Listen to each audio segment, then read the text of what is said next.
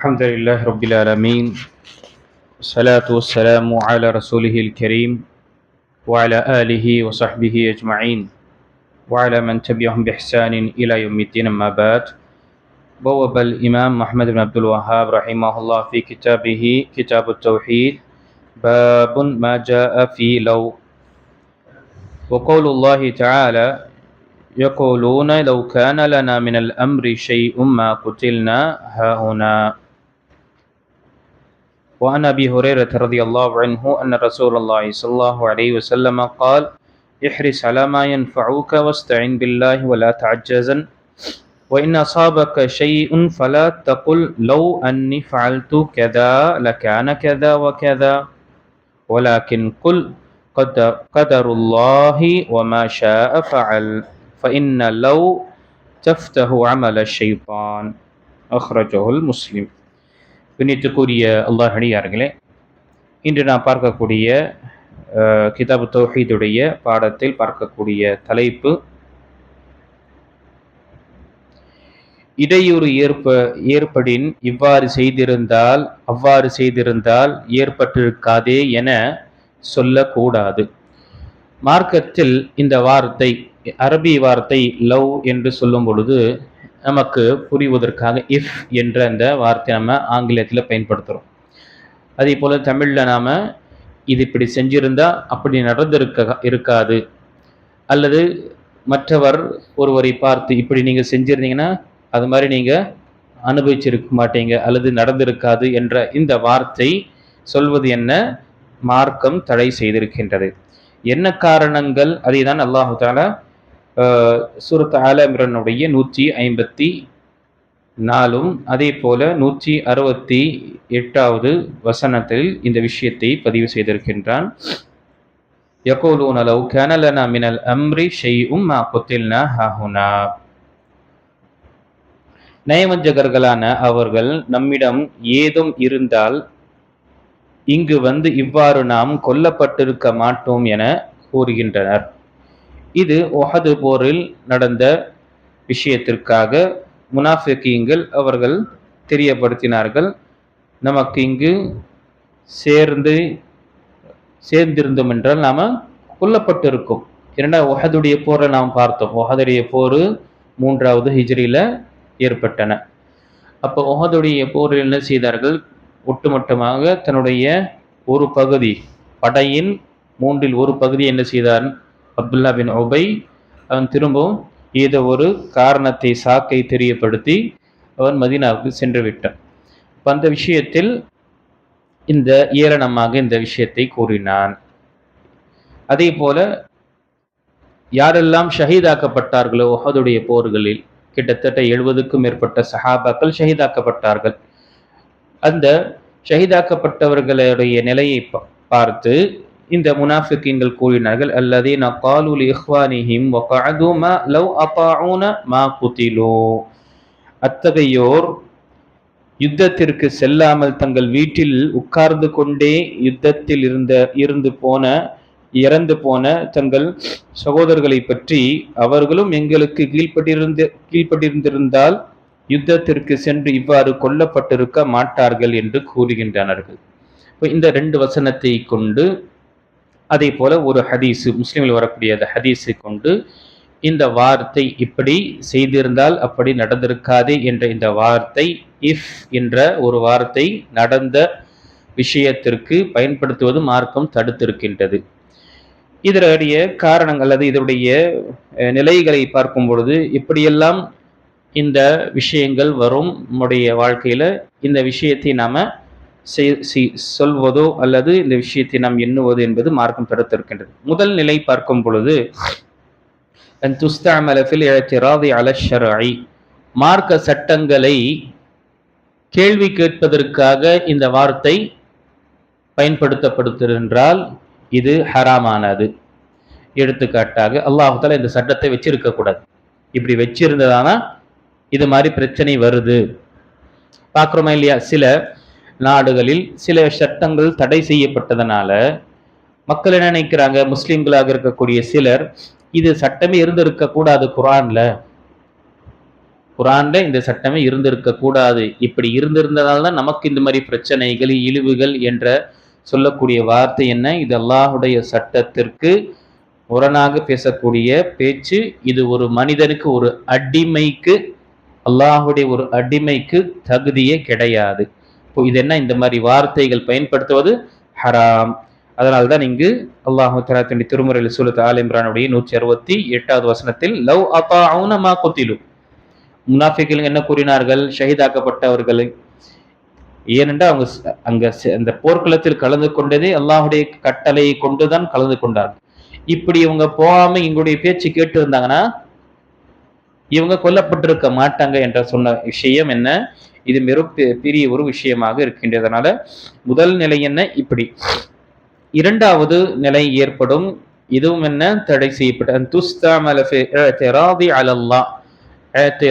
என்று சொல்லும் பொழுது கம்ப்ளைண்ட் செய்வது, நம்ம குறை கூறுவது, ஒரு கேள்வியை எழுப்புவது. அப்போ இரண்டாவது நிலை ஏற்படும். எப்படி? அல்லாஹு தஆலாவுடைய விதியில் நாம் கேள்வி கேட்பது போல.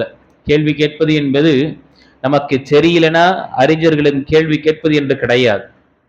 இங்கு கேள்வி எழுப்புவது என்ன? அல்லாஹ் விதித்த தக்தீரை பொருந்தி கொள்ளாமல் இது ஏன் இப்படி செய்தான், இதை ஏன் இப்படி எழுதியிருக்கிறான் என்ற ஒரு கேள்வியை எழுப்புவது என்பது, அல்லது அதை ஒரு கம்ப்ளைண்ட் அல்லது ஒரு கேள்வியாக எழுப்புவது என்பது தடை செய்யப்பட்டது. அதனால்தான் அல்லாஹு தஆலா தன்னுடைய திருமறையில் சூரத்து ஆல் இம்ரான் 156வது வசனத்தில் யா அய்யுஹல்லதீன ஆமனு லா தகூனு கல்லதீன கஃபரு, ஈமான் கொண்டவர்களே நீங்கள் அல்லாஹ்வை நிராகரித்தவர்களைப் போல ஆகிவிடாதீர்கள்.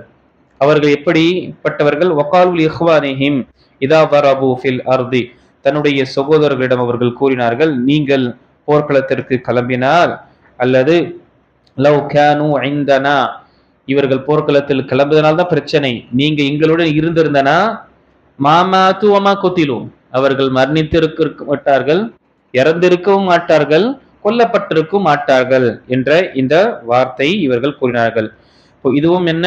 அல்லாஹு தஆலாவுடைய விதியின் எதிராக கேள்வி எழுப்புவது என்ன? ஹராமாக்கப்பட்ட விஷயமாக இருக்கிறது. நம்முடைய வாழ்க்கையில ஒரு விதி நடந்து விட்டதென்றால் அதை நாம வைத்து கொண்டு கேள்வி, அல்லாஹ் இதை ஏன் நீ செஞ்ச, எதற்காக நீ செஞ்ச?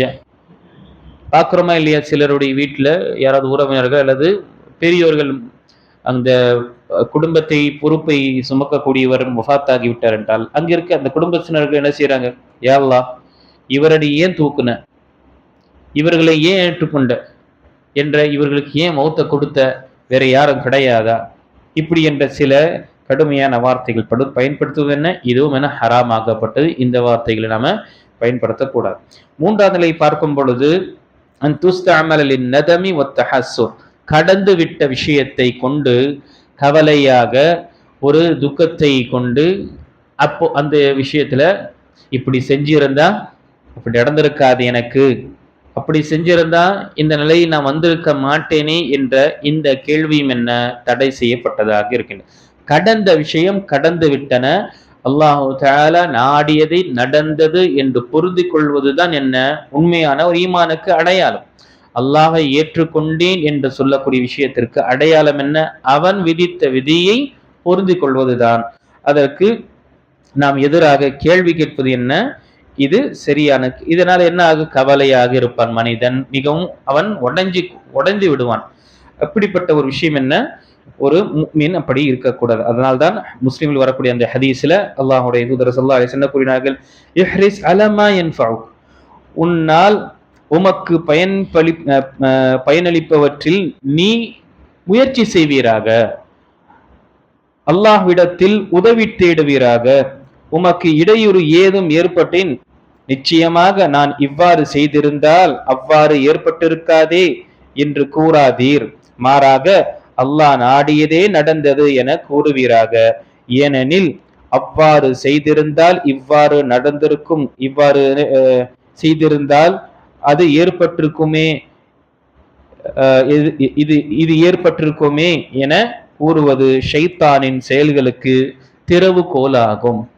ஷைத்தானுடைய செயல்களுக்கும் அவனுடைய அமல்களுக்கும் நாமே என்ன செய்யறோம், வாசலை திறந்து விடக்கூடிய நிலை ஏற்படுது. இந்த ஹதீஸ் முஸ்லிமில் வரக்கூடிய ஹதீஸ்ல இருக்கு. இப்போ இதுவும் என்ன, கடந்த விஷயத்தை கொண்டு நாம் என்ன செய்யக்கூடாது, கேள்வியை நாம் எழுப்ப கூடாது. இப்படி இருந்தா அப்படி ஆயிருக்குமே என்று. அல்லாஹ் நாடினால் நடக்க வேண்டும், நடந்தது. அதை கொண்டு பொருந்தி கொள்வதுதான் நமக்கு இந்த உலகத்திலும் கயிர், மறுமையிலும் கயிர். அதனால்தான் நான் போன இதில் அமர்விலையும் நம்ம தெரியப்படுத்தி இருப்போம். இந்த விதி அல்லாஹு தஆலா அமைத்தது நம்முடைய மார்க்கத்தில் நமக்கு ஏற்படுத்திய மிகப்பெரிய ஒரு அருக்கொடை. அல்லாஹு தஆலா இந்த விதி தக்தீர் மீது ஈமான் கொள்ளக்கூடிய விஷயத்தில் அமைத்ததே பெரும் நிஅமத்து தான். இது இல்லாதவர்களுடைய நிலையை பார்க்கும் பொழுது நம்ம பார்க்கிறோம், அவர்களால பொறுக்க முடியல. தன்னுடைய விஷயத்தை இந்த உலகத்தில் அவ்வளவு முயற்சி செய்து எப்படியோ சூறையாடியெல்லாம் சம்பாதிச்ச விஷயம் ஒரே இரவில் எல்லாமே அழிஞ்சு போகும்போது தாங்க முடியாம தூக்கல் எடுக்கின்றான், தன்னை தற்கொலையில் ஈடுபடுத்திக் கொள்கின்றான். இல்ல டிப்ரெஷன்ல என்ன செய்யறான், மற்றவங்களை அடிக்கிறான், மற்றவங்கள கொலை செய்யறான். ஏன்னா நான் டென்ஷன்ல இருக்கேன், பக்கத்து வீட்டுக்காரன் நல்லா வாழ்றான், குடும்பத்தோட வாழ்றான், எனக்கு அது வாய்ப்பு கிடைக்கல, எனக்கு கிடைக்காது, யாருக்கு கிடைக்காது என்ற நிலையில செய்யறான். இப்படி என்று செய்யணும் பார்க்கிறோம். நியூசிலாந்துல நடந்த விஷயங்களாக இருக்கட்டும், அல்லது மற்ற கடனுடைய விஷயத்திலையும் அல்லது மற்ற விஷயத்திலும் பார்க்கிறோம். அனைவரும் என்ன செய்யறாங்க, இதுதான் முடிவெடுக்கிறாங்க, தற்கொலை செய்யக்கூடிய விஷயம். அதனால்தான் யூரோப் நாட்டை சேர்ந்த ஒரு ப்ரொஃபசர் முஸ்லிம்களுக்கு, அரபு முஸ்லிம்களுக்கு அந்த ஆங்கிலத்தை நடத்தி கொண்டிருக்கும் பொழுது அவன் சொன்ன வார்த்தை என்ன, உங்களிடம் இருக்கக்கூடிய ஒரு விஷயத்தை கொண்டு நான் பொறாமை கொள்றேன், ரொம்ப ஜெலசி ஆகிறேன். என்ன விஷயம், உங்களிடம் இருக்கக்கூடிய அந்த ஃபெய்த், அந்த ஃபெய்த் தக்தீரின் மீது இருக்கக்கூடிய விஷயமே அது உங்களை ரொம்ப உயர்ந்த அந்தஸ்து ஏற்படுத்தியிருக்கு. அதனால உங்களுடைய உள்ளத்துல ஒரு விதமான அமைதியை நீங்க பெறுறீங்க.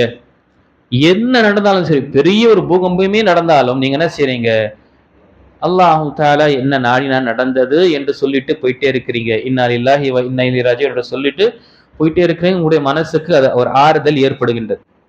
உங்களுடைய அந்த கவலையை உங்களுடைய ரப்புக்கு முன்னாடி கொட்டிடுறீங்க. அப்ப முடிஞ்சது, உங்களுடைய அங்க அமைதியை நீங்க பெறுறீங்க. அதே உங்களுக்கு ஒரு பெருமையோ ஒரு பதவியோ ஒரு போஸ்டோ என்று கிடைக்கும் பொழுது என்ன செய்றீங்க, ஹாதா மின் ஃபத்லி ரப்பி, இது அல்லாஹ்வுடைய தரப்பில் தான், என்னுடைய எந்த ஒரு திறமை கிடையாது. என்ன செய்யுங்க, நீங்க உங்களுடைய இந்த உழைப்பை அல்லாஹ்வுக்கு முன்னால் நீங்க சமர்ப்பித்து, இதுதான் உங்களுக்கு நடுநிலையாக வைத்திருக்கேன். நம்முடைய நிலை என்ன, அது கிடையாது. நாம பெருமை, நமக்கு ஏதாவது ஒரு விஷயத்தை அச்சீவ் செய்து ஏதாவது ஒரு விஷயத்தை அடைந்து விட்டோம் என்றால் நாம் நம்மை மறந்து விடுகின்றோம், மமதில் வந்து விடும். அதுவே ஏதாவது ஒரு விஷயம் நமக்கு பாதிப்பு ஏற்பட்டால் நம்மால் தாங்க முடியவில்லை என்றால் நம்முடைய சமுதாயத்தில் அல்லது நம்முடைய இந்த அவங்களுடைய கலாச்சாரத்தின தூக்கிலிடக்கூடியதா அல்லது தற்கொலை செய்யக்கூடிய நிலை ஏற்படுகின்றது. இப்போ அல்லாஹு தஆலா இந்த விதியை கொடுத்திருப்பது, விதியின் மீது ஈமான் கொள்ளக்கூடிய விஷயத்தில் இது இயல்பாகவே ஒரு மனிதனுக்கு, முஸ்லிம்களுக்கு மட்டுமல்ல, ஒரு மனிதனுக்கு இந்த உலகத்தில் ஏற்படக்கூடிய நிகழ்வுகளுக்கும் ஏற்படக்கூடிய இந்த சோதனைகளுக்கும் மத்தியில் அவன் வாழ்வதற்கு மிகப்பெரிய ஒரு உறுதுணையாக இருக்கின்றது. இந்த வார்த்தை என்ன, கடந்து விட்டு சென்ற வார்த்தை விஷயத்தை கொண்டு நாம எப்பொழுதுமே நாம இந்த வார்த்தை பயன்படுத்தக்கூடாது. எடுத்துக்காட்டாக ஷேக் ரஹிமஹுல்லாவே, ஷேக் உசைமீன் ரஹிமஹுல்லா விளக்க உரையில எடுத்துக்காட்டு கூறுகின்றார். ரஜுலுன் ஹரஸா யஷ்தரி ஷைஅன் ஃபயதுன்னு அன்ன ஃபீஹி ரிபஹன் ஃபஹஸிர. ஒரு விஷயத்தை, ஒரு பொருளை வாங்குறாரு ஒரு நபரு. அவர் அதை வாங்கும் பொழுது என்ன நினைக்கிறார், இதனால எனக்கு நிறைய லாபம் வரும், ப்ராஃபிட் நிறைய வரும் என்று வாங்குறாரு. ஆனால் அவருக்கு லாஸ் ஆயிடுது. ஃபகால, அந்த நேரத்தில் இந்த மனிதன் கூறுகின்றான், லவ் அன்னி முஷ்தரைத்துஹு மா ஹஸல லி ஹஸான், இந்த விஷயத்தை வாங்காம இருந்திருந்த எனக்கு நஷ்டம் ஏற்பட்டிருக்காது என்று அவன் கூறுகின்றான். எதனால, ஹதா நதுமுன் வ ஹஸ்ரான், இது கவலையினால அவனுக்கு ஏற்பட்ட அந்த சூழ்நிலையை அவன் கவலை கொண்டு இதை கூறுகின்றான். இதுதான் என்ன செய்யக்கூடாது, கூறக்கூடாது, தடை செய்யப்பட்டது. என்ன இருந்தாலும் சரி அல்லாஹ் நாடினான், அல்லாஹ் நாடினான் நடந்தது என்ற விஷயத்தில் இருந்து கொள்ள வேண்டும். நான்காவது நிலை பார்க்கும் பொழுது, பாவத்திற்காக, பாவம் செய்துவிட்டு பாவத்திற்காக விதியை ஆதாரமாக வைக்க முடியாது. ஒருத்தன் குற்றம் செய்கிறான்னா குற்றத்திற்கு அவன் விதியை ஒரு ஆதாரமாக எடுத்துக்கொள்ள முடியாது. எடுத்துக்காட்டாக திருடுகின்றான், கொலை செய்கின்றான், இணை வைக்கின்றான், பித்அத் செய்கின்றான், மோசடி செய்கின்றான், இப்படியெல்லாம் செய்துவிட்டு அவனுக்கு சொல்லப்பட்டது என்றால் நான் செய்யல, விதி எழுதப்பட்டது, விதியில இருக்கு, அதனால நான் செஞ்சேங்க, என்னுடைய எந்த ஒரு குற்றம் இல்லை என்று தான் செய்த குற்றத்திற்கு விதியை ஆதாரமாக அல்லது நியாயமாக அவன் வைக்க கூடாது. இதுவும் என்ன, தடை செய்யப்பட்டது. அதனால்தான் அல்லாஹு தஆலா மக்கத்து காஃபிர்களுடைய நிலையை பற்றி சூரத்துல் அன்ஆமில் சொல்லும் பொழுது 148வது வசனத்தில் லவ் ஷா அல்லாஹ் மா அஷ்ரக்னா, இணை வைக்கக்கூடியவர்கள் என்ன கூறினார்கள், அல்லாஹ் நாடி இருந்தா நம்ம ஷிர்கே செஞ்சிருக்க மாட்டோம்.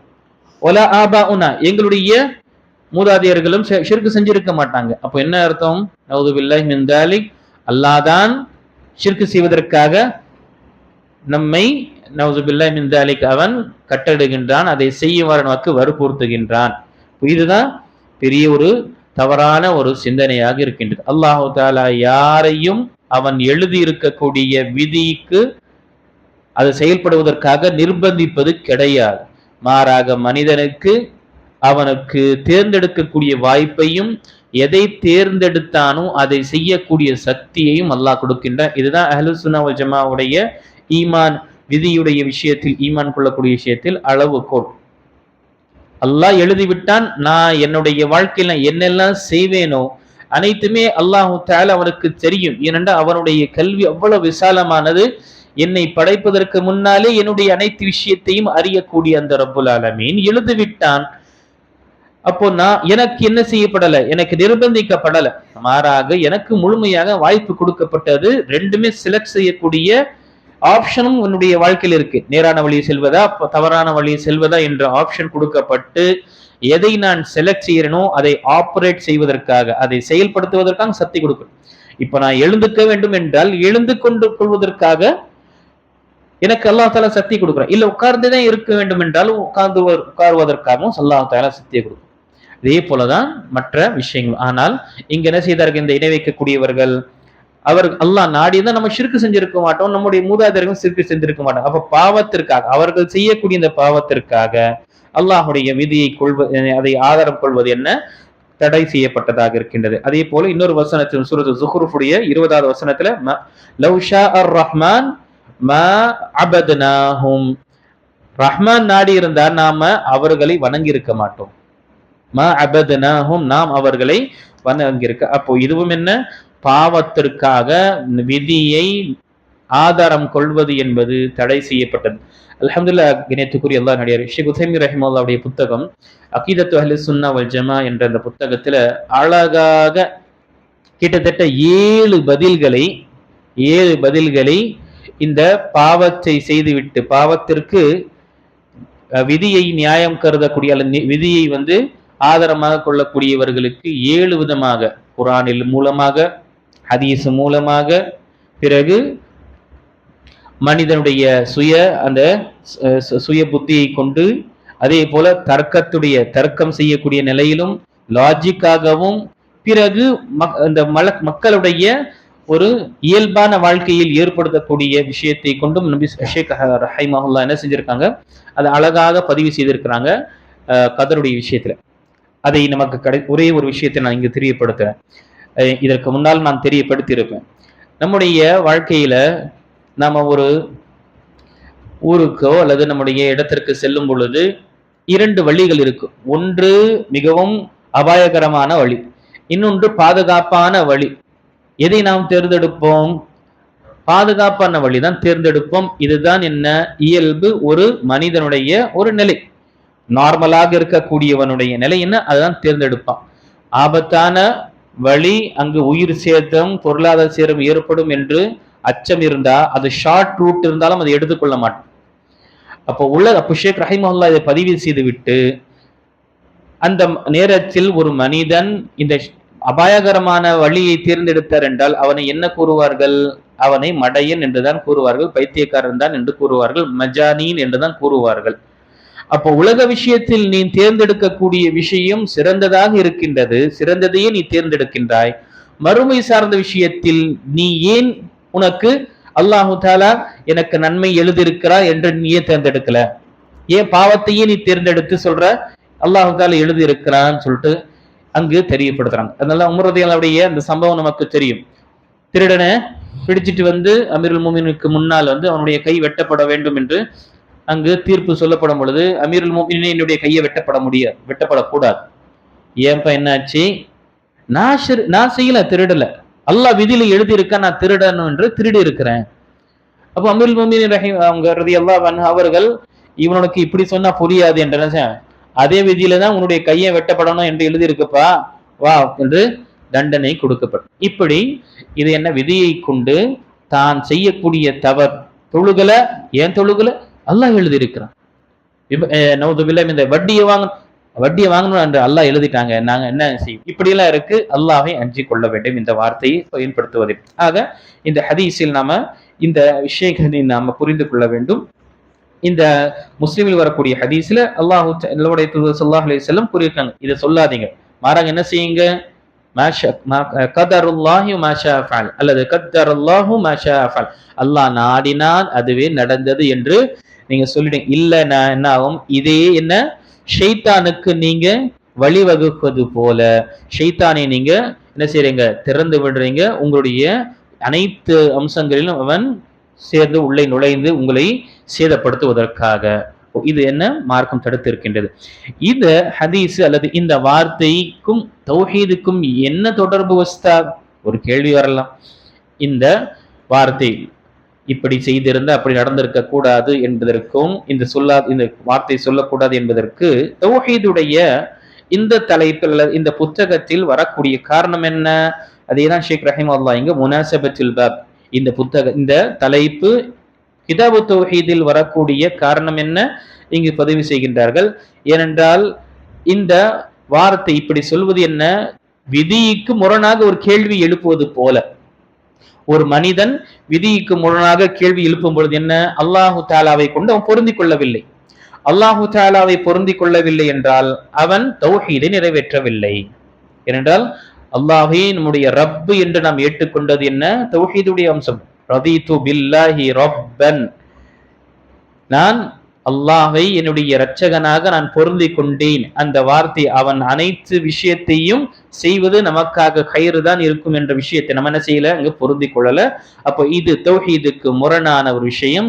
அல்லாஹுக்கு செய்யக்கூடிய உரிமைகள் என்ன? இது இந்த வார்த்தை என்ன செய்கின்றது? தகர்க்கின்றது. ஆக இந்த விஷயத்தை நாம் நன்கு கொள்ள வேண்டும். நாம விளையாட்டுக்காகவும் இந்த மாதிரி விஷயங்கள் நாம செய்துவிடக்கூடாது. கடந்த விஷயத்தை நாம் அல்லாஹு தஆலாவிடம் விட்டு விட வேண்டும். நிகழக்கூடிய விஷயத்தை நாம இந்த மாதிரி செய்யாதீங்கப்பா, இது மாதிரி விஷயங்கள் ஏற்படும் என்று வரக்கூடிய ஃபியூச்சருடைய விஷயங்களுக்கு நாம என்ன செய்யலாம்? நம்முடைய எக்ஸ்பீரியன்ஸ் மூலமாகவோ அல்லது நாம பட்ட நிலையினாலோ அல்லது சிலருடைய விஷயத்தில நாம தெரியப்படுத்தலாமே தவிர நடந்த விஷயங்களை கொண்டு நாம இது மாதிரி வார்த்தைகள் நாம பயன்படுத்தக்கூடாது. மாறாக அல்லாஹ் என்ன நாடினான் நடந்தது.